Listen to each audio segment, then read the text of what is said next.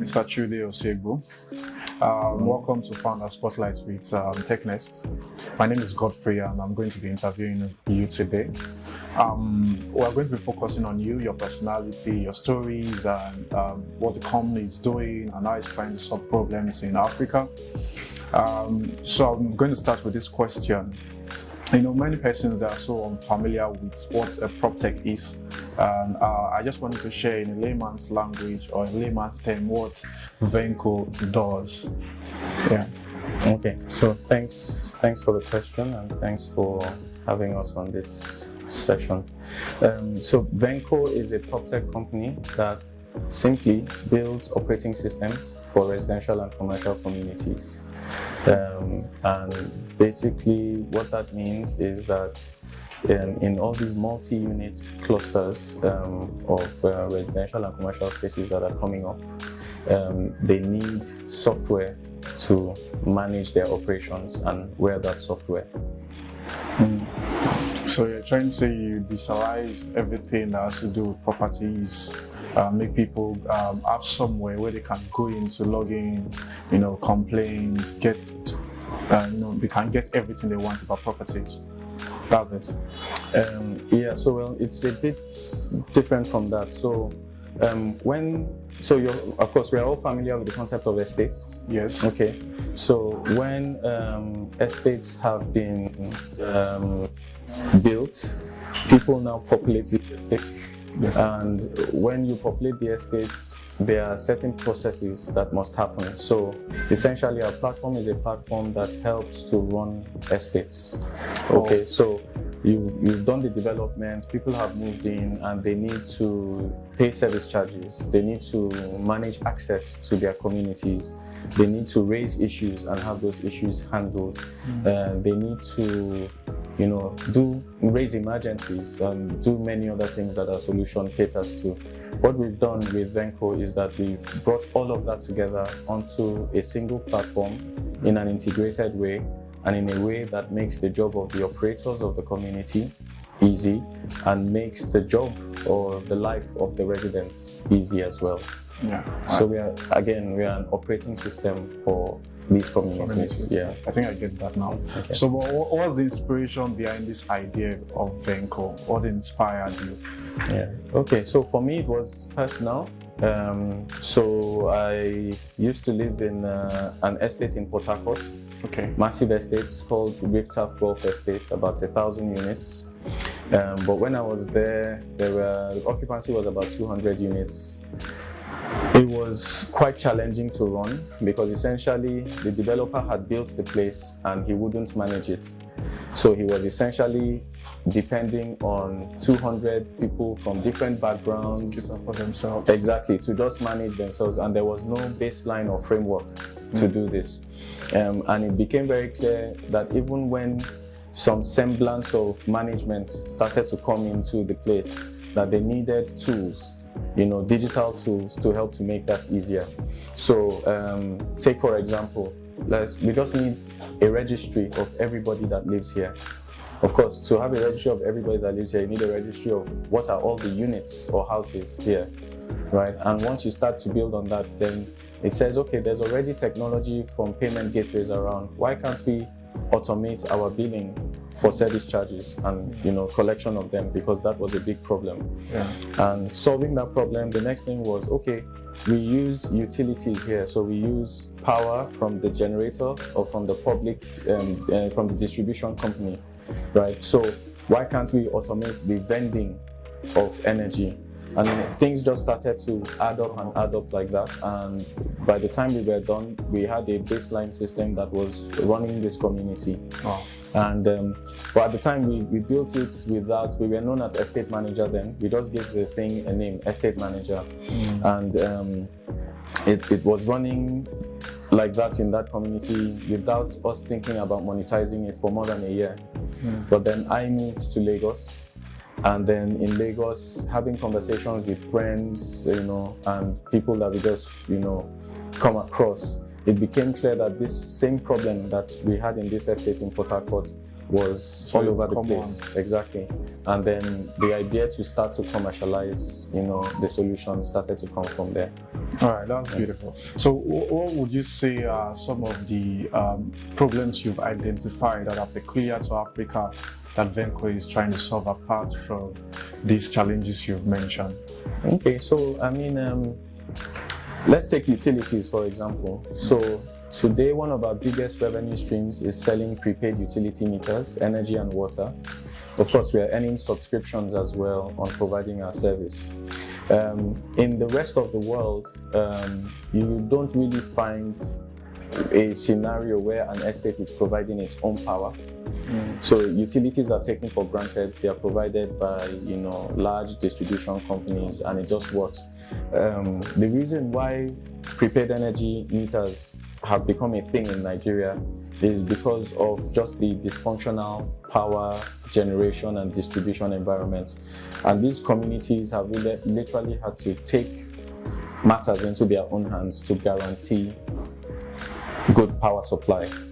And that's where we've come in. So filling in that gap is something that, is uniquely African, or at least is uniquely Nigerian. So where, for example, in Nigeria, we sell prepaid utility meters to these communities because they have essentially become a distribution company for themselves. In Kenya, it's water.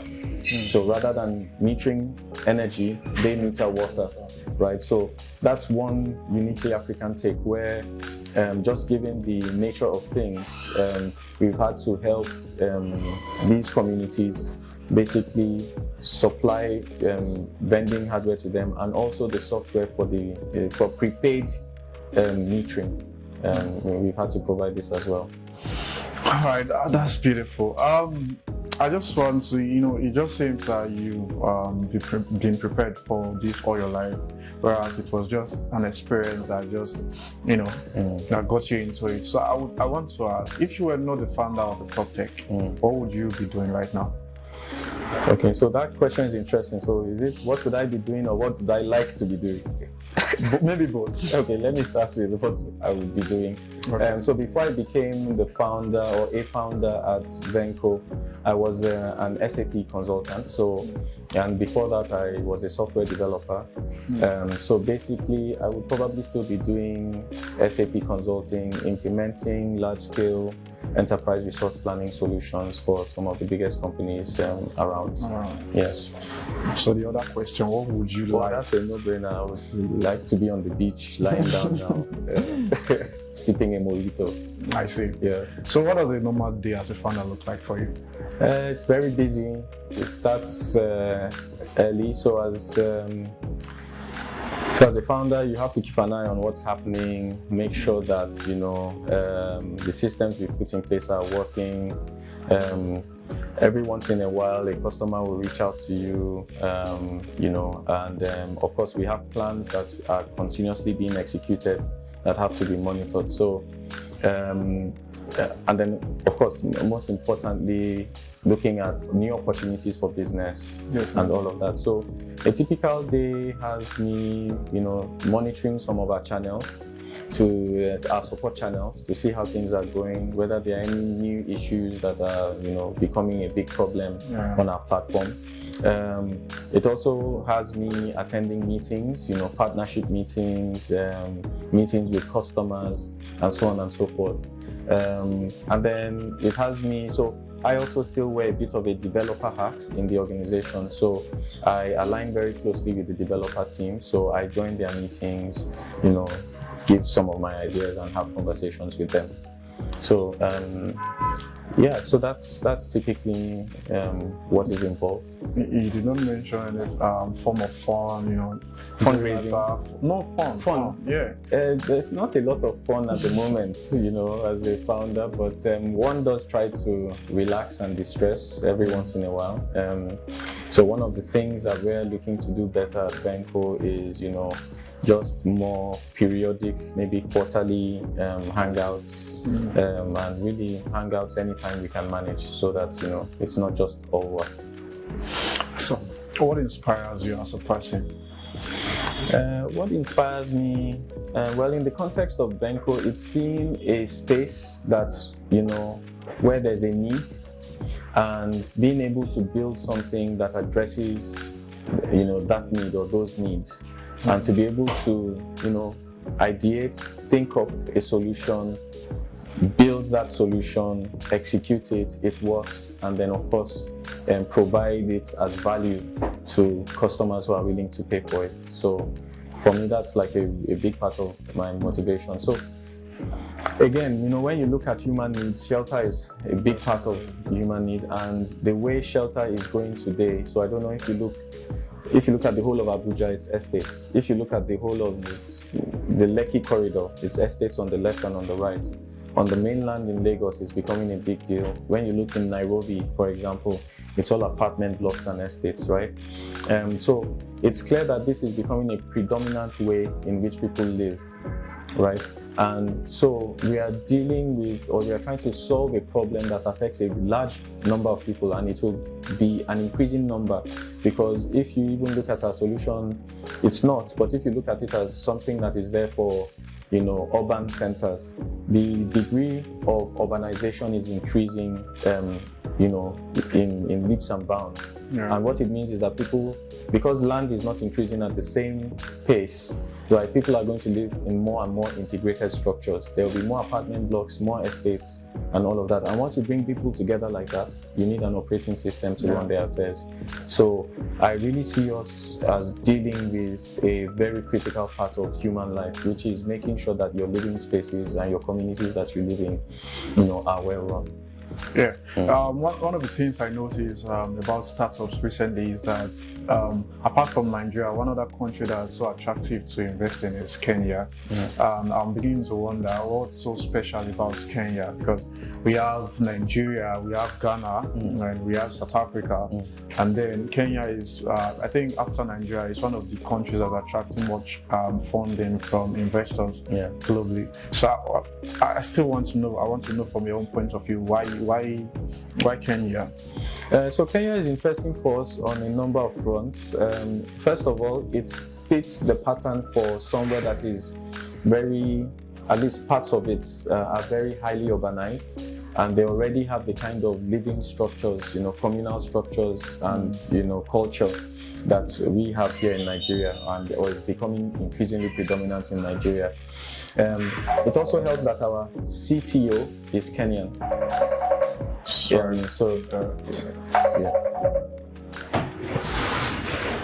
it also helps. Should we take that again? Yeah, you can take, let's take it again. Okay, so let me also make sure that my own phone is, because I think I've been hearing it making noise. So let's take it again. Yeah, let's go. Yeah, so I asked the question about Kenya, the choice of Kenya, and why you feel Kenya is becoming a very, very interesting destination for startups. Okay, so Kenya is a relatively mature economy, on the African continent. There's a lot of development going on there, and I don't just mean real estate development, technology, and all of that. So it's quite, ahead around technology topics, but also in our own specific domain, they already have the culture for communal living. So apartment blocks, gated estates, regular estates, all of them are a very prominent feature across Kenya. It also helps that our Chief Technology Officer is Kenyan, so he works out of Nairobi. So that naturally for us was a first point of expansion, right? However, on our roadmap for this year, we also have Ghana, right? And then there are several other African countries, like for example, South Africa. We've got people reaching out to us from Cameroon, although that's French speaking, right? So there are quite a number of other countries where this paradigm of communal living and just managing, communities is a thing. And we have them on our roadmap for expansion. All right, you mentioned something about your founder being a Kenyan. I just want to ask, What's your relationship with your other founders? I think one is a Nigerian. I think that's Uzochukwu. Yes. So what has been your relationship with them, over time? So Uzochukwu is a lady. Oh, okay. Okay. I mean, it's the typical co-founder relationship. We all have our responsibilities. We deal with them. We sit down to discuss strategic directions for the company. So that's it. So each person, Uzochukwu performs the role of the Chief Operating Officer, while Reagan performs the role of the Chief Technology Officer. So they are each doing the tasks in their respective domains. All right. Now let's look at Africa as a whole now, and the problems that are, should we say, common with founders. Let's even look at the Proptech industry now. What do you think are the problems are associated with Proptech in Africa, or founders are likely to, envisage or engage with, or maybe come across as a Proptech founder? What are those challenges you feel? Okay, so I think there are a few. So when you look at our own end of the spectrum of the real estate business, it's really populated with facilities managers, property managers, residents associations, and all of that. These are the people who we pitch to when we are trying to sell our solution, and who derive value from the solution. But their operations have been traditionally manual. So one of the challenges is just bringing them out of that manual or semi-manual mode of thinking, and bringing them into somewhere where they rely more and more on digital tools. So I would say that that is one of the key challenges that we face, just helping them to appreciate that their work can be better, easier, more transparent with platforms like ours. So our main competition today is not other Proptech solutions in our space. It is the manual method of doing things. So that's the main thing that we are competing against. What are some of the other challenges? Well, specifically in the Proptech space, traditionally for VC funding, it hasn't been one of the sectors that has been, prioritized. But I think that's changing now. So over the last, 7-8 months, there have been some high-profile announcements around fundraising, significant fundraising by companies that are working in the Proptech space, ourselves included. I think that people are coming around to that because, I try to also describe our business. When you look at what we are doing, we are building a platform, but our platform is not just to be there as the operating system for communities. It is, let me use this analogy. You have an iPhone. Your iPhone has an operating system on it, the iOS. And on top of that, there are apps that you use for different things. Think about the physical estate as the iPhone. Think about Venco as the operating system for that estate. And think about the different features that we can build. So the different apps on top of that are everything from embedded finance products, so CapEx financing that we can do for communities, embedded insurance, group purchasing, e-commerce integration, and so many other things. So really that's where we are headed, because a lot of these communities need these things, but they don't know, right? So having found our way into those communities, the next natural step for us is how we can then layer on or install these apps in the communities, and then of course make the quality of life easier for the residents, as well as derive some value out of that for us. Yeah, okay. You've just given an analogy about how everything works, and it just shows that everything is intertwined and connected. With the persons that you get to interact with, or you get to manage things manually. So I really want to know, are you looking at partnering with real estate developers, and how do you identify these partners? Do you understand? Okay, so we're looking to partner with a whole bunch of people, right? So today, we have many real estate developers as our customers, but we are partnering with a few of them who also have property management operations to streamline their property management. So some of them are already using our tools to do rent collection. Okay. Right. Just the same way that they would use them to do service charge collection. Right. So that's one way in which we are partnering with developers. Our aim is to have a position in the market where, as you're a developer and you finish building the structures, the next natural thing in your checklist is onboard Venco to start running the place, right? So those are some of the things. But aside from developers, there are so many other partnerships that we are in today or we are already working with. So we've done partnerships with independent power providers, where we can then act as the last mile for utilities vending, for reticulation of the electrical systems, and for meter financing, right? So they provide their power in bulk, and then we basically do the last mile to help with the distribution and the commercial side of things, collections, vending. We partnered with facilities management companies where they basically give us feedback on things that our platform can do to improve their operations, right? And they just roll us out in every new customer that they sign up with. We partnered with embedded insurance companies or online insurance brokerages, where essentially we can bring embedded insurance to households that are using our platform within estates, right?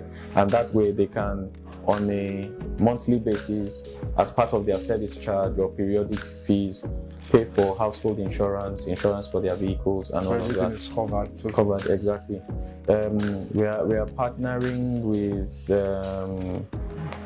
so many others, across the range of businesses that have one thing or the other to do, with Proptech or with real estate or residential real estate.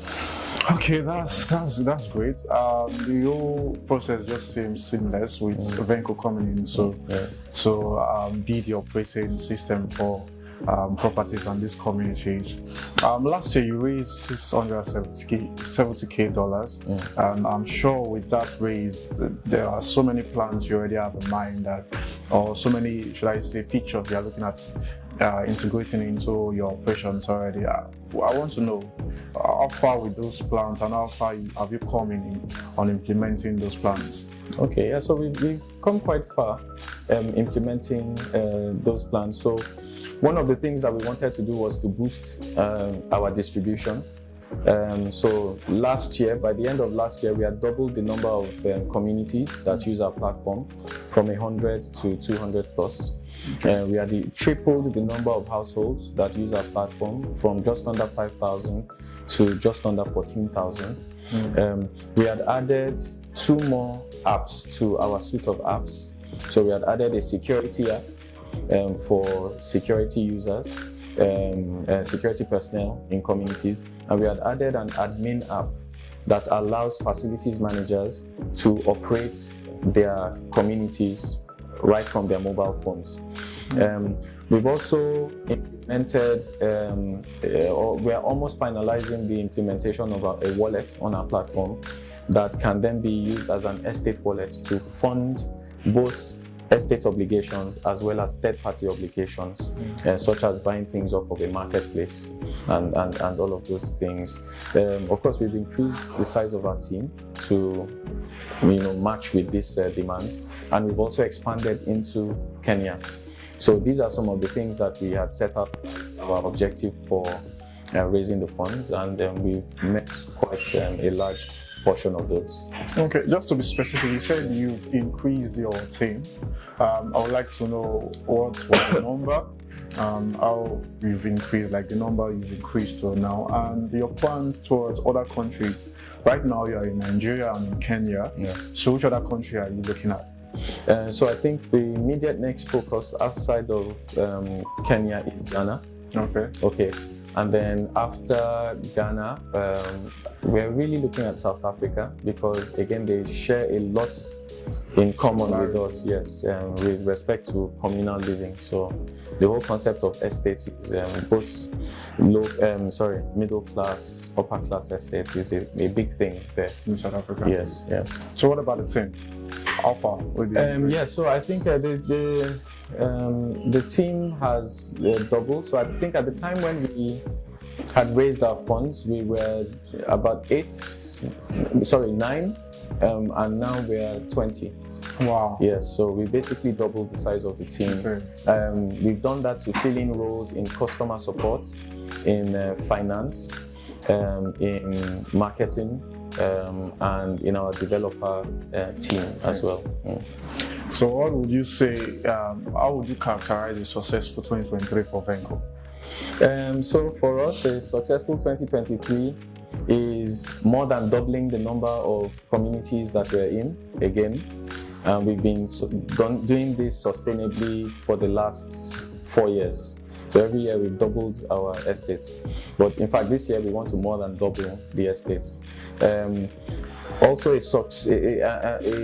one major indicator of success will be for us to start to increase our axes of monetization, right? So beyond the subscriptions and the meter sales and financing that we're doing today, we want to be able to monetize, the insurance, the marketplace, and so many other things. Just start implementing and installing those apps on top of the operating system. So if we can get that done, get our wallet in place, start to do marketplace transactions, and monetize, the communal, the group buying potential of this community, then I would say that it's been a successful 2023.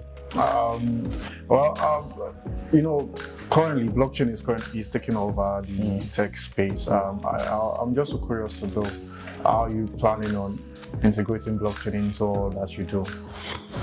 We're not planning to. And technically, I would say that the current rage is not blockchain, it's AI. Right? Yeah. So, all of us are now, probably, I'm sure you played with ChatGPT. Of course.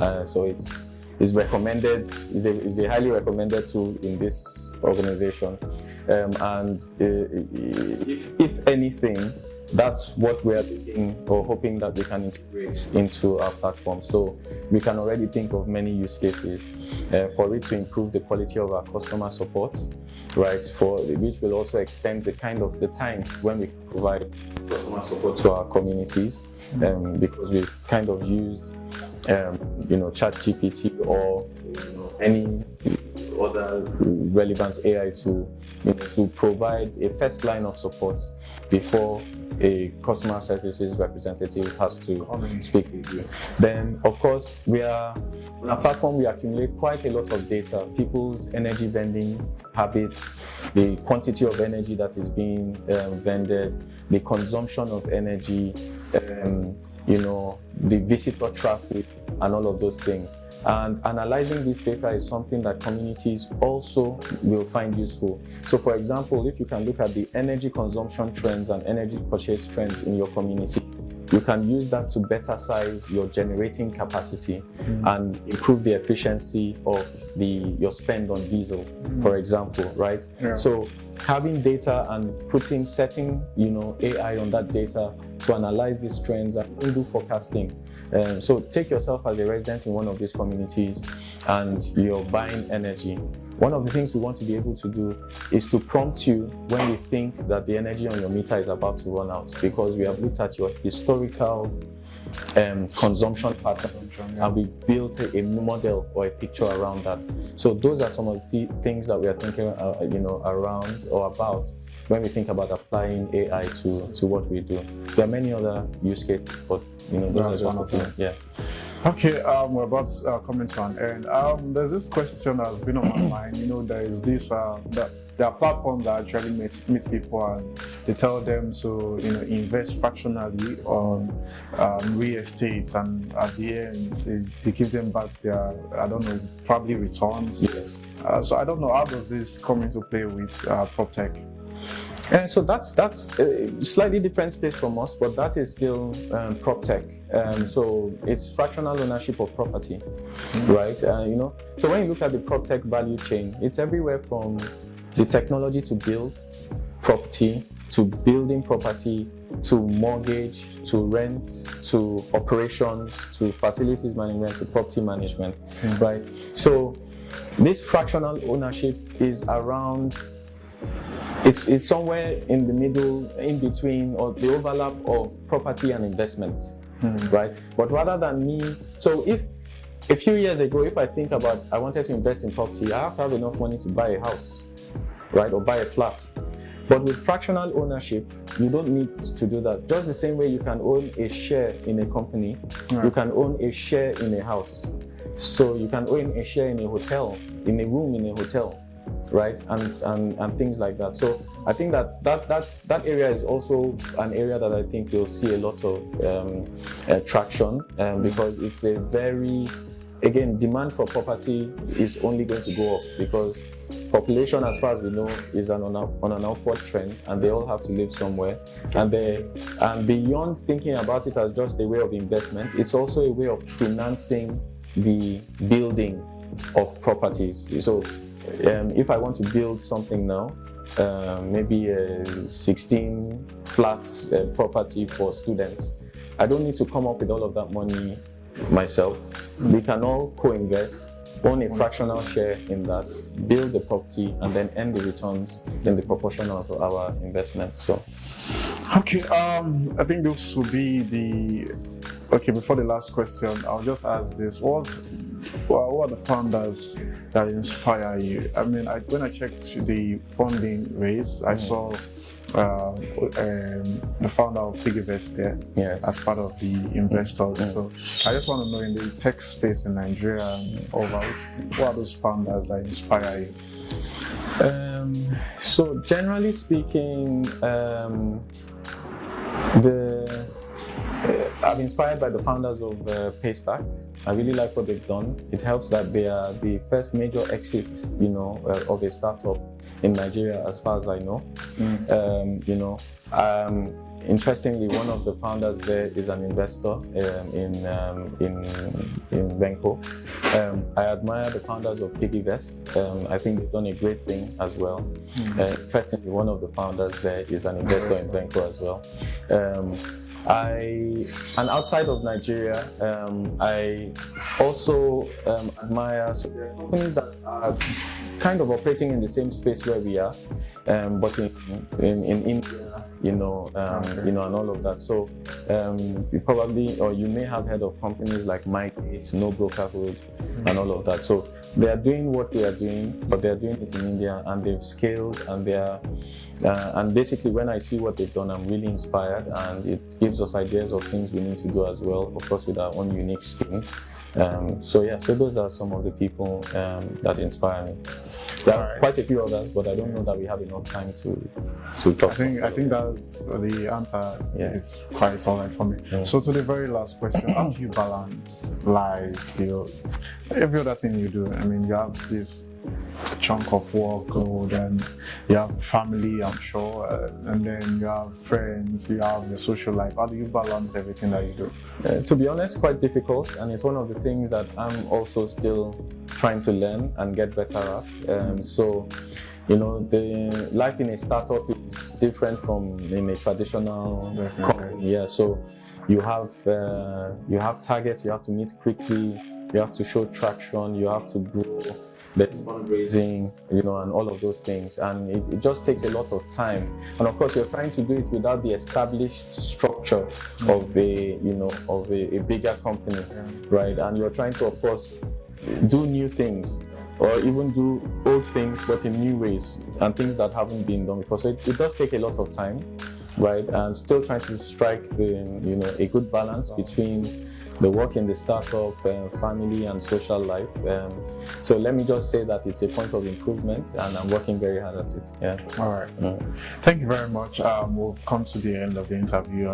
Your answers have been okay, and they've been interesting. It's getting to know about Proptech. I mean, from what you've said, it just shows that there's more to property management and Proptech that people do not know about. Having to have an operating system that people can go to have everything managed for their estate. It's a beautiful innovation. I'm sure Venco as a company is going to do greater things and going to do big things. So I'm hopeful, and I'll keep an eye on Venco going forward. Great. I'm sure we won't disappoint you. Thank you very much. Okay. Thank you. Nice having this interview with you. Yeah.